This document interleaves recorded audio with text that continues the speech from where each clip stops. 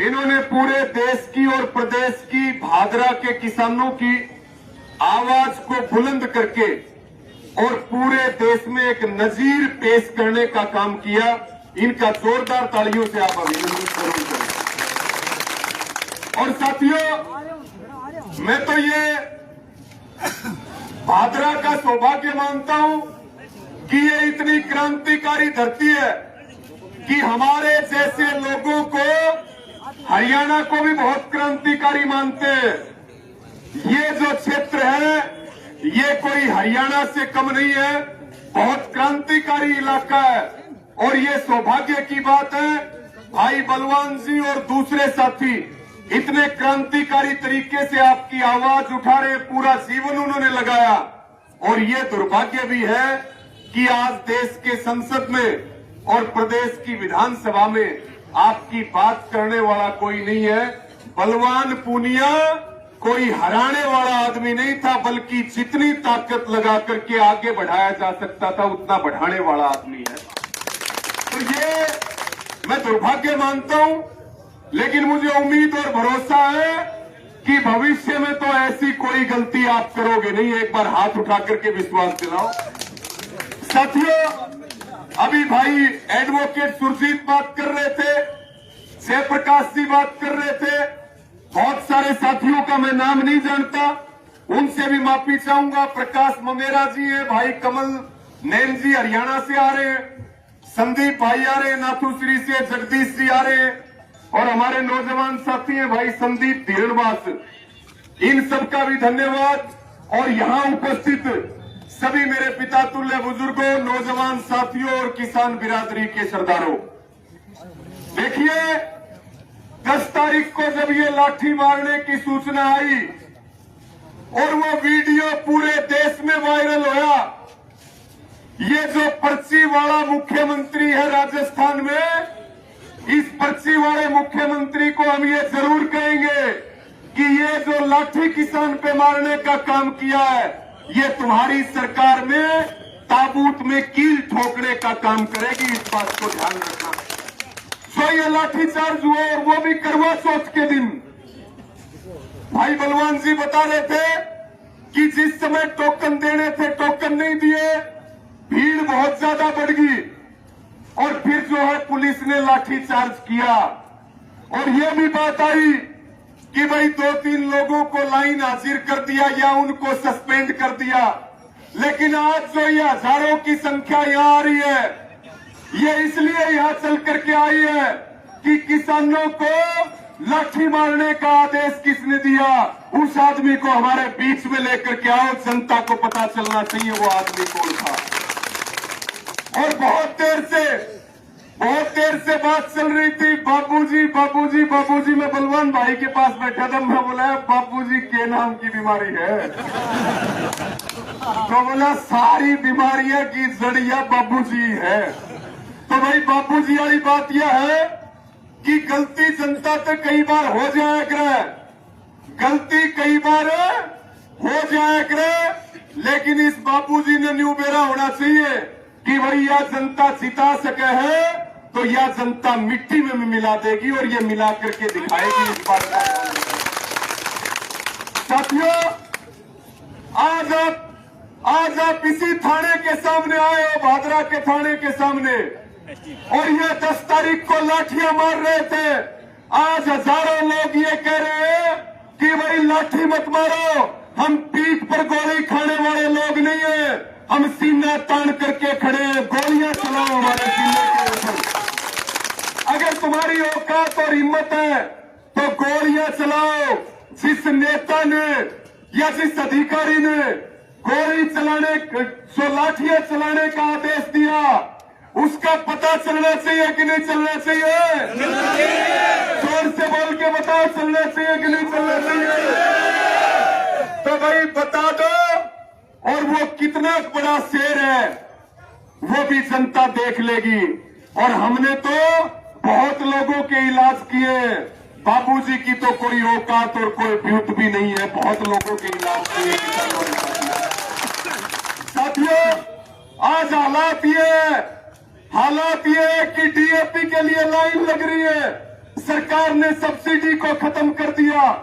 पूरे हरियाणा की बात करें, पिछले दिनों हरियाणा के श्यामसुख गांव में एक किसान की लाठी मार करके सिर फोड़ दिया। क्या मांग रहा था? डीएपी। हम कोई सोना मांग रहे हैं क्या? हम कोई चांदी मांग रहे हैं? कोई प्लाट दुकान मांग रहे हैं क्या? जो सरकार डीएपी उपलब्ध नहीं करवा सकती, उस सरकार को चुल्लू भर पानी में डूब के मर जाना चाहिए। इससे बेहतर कोई सरकार नहीं हो सकती। साथियों, ये कह रहे 2047 तक विकसित भारत बनाएंगे। किसान को डीएपी नहीं है, और डीएपी है तो काला बाजारी हो रही है या जबरदस्ती सामान दे रहे हैं। उसकी किल्लत है डीएपी की। आपका मूंग नहीं बिक रहा, आपकी कपास नहीं बिक रही, आपका बाजरा नहीं बिक रहा, आपको खराब फसलों का मुआवजा नहीं मिल रहा, आपको बीमा नहीं मिल रहा। किसान से बुरे हालात किसी के नहीं है। ये सरकार अडानी अंबानी की सरकार है। ये प्रधानमंत्री अडानी अंबानी का एजेंट है।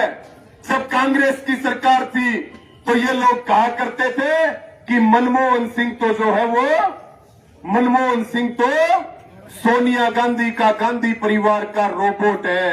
अगर मनमोहन सिंह रोबोट था तो ये जो नरेंद्र मोदी है, ये भी अडानी अंबानी के घर का टॉमी है। इससे ज्यादा इसकी कोई औकात नहीं है साथियों। इसलिए आज हालात इतने खराब है।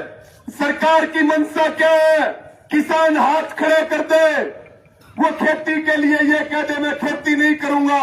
आपकी जमीनें खरीदने के लिए अडानी और अंबानी तैयार खड़े हैं, लेकिन हम अडानी अंबानी को, हम प्रधानमंत्री को, बीजेपी को, इन उद्योगपतियों को ये बात बताना चाहते हैं कि हम जान दे सकते हैं, लेकिन जमीन किसी भी कीमत पर नहीं देंगे साथियों। इनका मकसद है जमीन छीनना। ये पुलिस वाले लठ लेकर के जो लाठियां मारते हैं, निहत्थे किसानों के ऊपर अत्याचार करते हैं। डीएपी की लाइन में जो लग रहे थे, उसमें तो बीजेपी के वोटर भी थे कि नहीं थे? बताओ आप। भाई ज्यादा था ना भाई। आपकी तरफ और हमारी तरफ तो ये आंख उठा करके नहीं देख सकते। हम इनको यही कहना चाहेंगे, या तो सुधर जाओ और नहीं तो आडा पटक करके सुधारने का काम करेंगे। पांख पाड़ लेंगे, इस बात का ध्यान रखना। पांख पाड़ने का काम करेंगे, ना ये गुंडागर्दी चलेगी, ना ये तानाशाही चलेगी। हम आंदोलन करने वाले लोग हैं, ना हम पुलिस की लाठियों से डरते, ना उनकी गोलियों से डरते, ना मुकदमों से डरते, और ना हम जेल में जाने से डरते। हम डरने वाले लोग नहीं हैं। जाएंगे वो, इलाज उन लोगों का होगा जो बाबूजी के इशारे पे काम करते हैं, पर्ची वाले मुख्यमंत्री के इशारे पर काम करते हैं। वो ऐसे जाएंगे कि उनके पैरों के निशान भी नहीं मिलेंगे जाने के कि कहां से आए और कहां से चले गए। मैं ज्यादा बात न कहते हुए आपको सिर्फ यही आश्वस्त और भरोसा कर दिलाऊंगा, ये लड़ाई बहुत बड़ी है। हमने सारा इस लड़ाई को मिलकर लड़ना पड़ेगा, और जब हम इस लड़ाई को मिलकर के लड़ेंगे तभी हम इस लड़ाई को जीत सकते हैं। नहीं तो ना खेत बचेंगे, ना किसान बचेंगे, केवल और केवल बचेंगे अडानी और अंबानी। आपकी जमीनों के ऊपर वो बनाना चाहते हैं बड़ी बड़ी फैक्ट्री, कारखाने, और चाहते हैं कि हमारे बच्चे उनके अंदर बंधुआ मजदूरी करने का काम करें। और ये बात भी बिल्कुल ठीक है। बलवान भाई से बात हो रही थी, 2-3 पुलिस वाले घर की बड़ी काका लिखनिया क्या है सस्पेंड? क्या होता है सस्पेंड? अगर तुम्हारे दिल में दर्द था तो सस्पेंड नहीं करते, उनको बर्खास्त करके पूरे राजस्थान में उदाहरण स्थापित करते अगर तुम्हारी मंशा ठीक होती। और अभी जिक्र चल रहा था कि भाई विधायक के चेले चपाटे ये कह रहे हैं कि हल्का लाठीचार्ज हुआ था। हल्का लाठीचार्ज क्या होता है? ये तो वही तब जब तू भादरा का गांव में वोट मांगना होगा। अगर भाई तुम लाठियां मरवा सकते हो तो लाठी किसान के पास भी है। जब तुम गांव में आओगे तो इसी लठ को हाथ में लेकर के पूछा जाएगा कि हल्का हुआ था कि भारी लाठीचार्ज हुआ था। इसलिए मैं यही आपको कहूंगा, जबरदस्त क्रांतिकारी इलाका है, हमें मिलकर के लड़ने की जरूरत है। मजबूती के साथ लड़ने का काम करेंगे।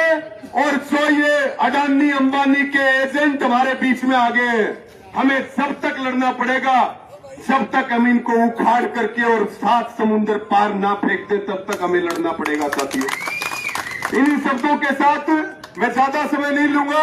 भाई बलवान पूनिया जी भी अपनी बात रखेंगे और इनकी बात कहने का भी अंदाज बहुत तगड़ा है। मैंने तो जब टेम लाग गया तो मैं सोशल मीडिया पर देख लिया करूं, तो इसलिए बहुत शानदार नेता आपके बीच में है। सबका मैं आभार और धन्यवाद प्रकट करूंगा। और मेरे साथ 2, 4, 5 नारे लगा दो, और नारे लगने चाहिए पूरी ताकत के साथ। आवाज जानी चाहिए पर्ची वाले मुख्यमंत्री तक। जाएगी कि नहीं जाएगी? भजनलाल सरकार मुर्दाबाद।